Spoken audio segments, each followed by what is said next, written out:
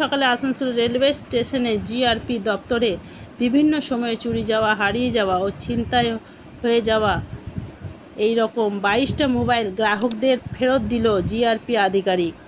তিনি জানান, চুরি যাওয়ার বেশিরভাগ মোবাইলের গ্রাহকের জন্য রাজ্যের, তবে মোবাইল নম্বর ট্র্যাক করে ওই সব মোবাইল উদ্ধার করা হয়েছে। ঝাড়খণ্ড জেলায় দুমকার বাসিন্দা জানান, তিনি 2024 সালে জুন মাসে মেয়েকে নিয়ে আসানসোল স্টেশনে নামার পর মেয়ের হাত থেকে মোবাইল নিয়ে পালিয়ে যায়। তিনি জিআরপিতেও অভিযোগ করেন, তিনি আশা করেননি ফোন পাবেন।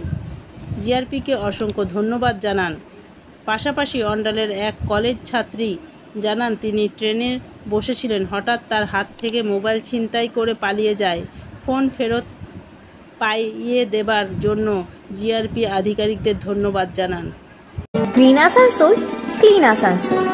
মিসিং মোবাইল ফোন যেগুলো চুরিও যাওয়া, আমরা এগুলো ট্র্যাকিংয়ের মাধ্যমে উদ্ধার করে এই কাজটাই আমাদের এসওজি সেল, যেটা হেডকোয়ার্টারে হাওড়া জিআরপি ডিস্ট্রিক্টের হেডকোয়ার্টারে আছে এসওজি সেল, ওনাদের সক্রিয় সহযোগিতায় ওনাদের কাছ থেকে সিডিআর বা টাওয়ার লোকেশন আইএমআই সার্চে দেওয়ার পরে সেই রেজাল্ট পেয়ে আমাদের অফিসাররা প্রচণ্ড চেষ্টা করে এই ফোনগুলো উদ্ধার করেছে। ম্যাক্সিমাম এই 22টা ফোনের মধ্যে ম্যাক্সিমাম ফোন, অন্তত 95% ফোন কিন্তু ঝাড়খণ্ড এবং বিহার স্টেট থেকে রিকভারি হয়, যেগুলো কিন্তু খুব কষ্টসাধ্য ব্যাপার।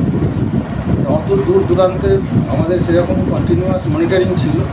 তার সঙ্গে আমাদের একজন কনস্টেবল, তার নামও আমি বলতে বাধ্য হচ্ছি, রাজু রাও, সে খুবই অ্যাক্টিভ এই ব্যাপারে।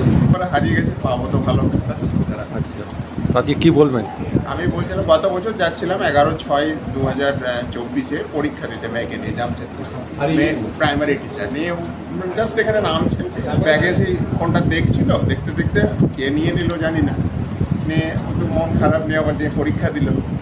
আমরা এখানে কমপ্লেন করলাম, হবে আজকে কি বলবেন? আসানসোল জিআরপিএসকে ধন্যবাদ দেবো, যাতে মানে আমার খুব শখের ফোন ছিল, অনেক কষ্ট করে কিনেছিলাম, তো পেয়েছি, এটাই অনেক। স্যারদেরকে অসংখ্য। কি ফোন ছিল? Vivo V25। তো কোথা থেকে আর আমি ট্রেনে উঠে বসেছিলাম, হাত থেকে নিয়ে চলে গিয়েছিল। কি নাম আপনার? সৌভিক ঘোষ। কোথায়?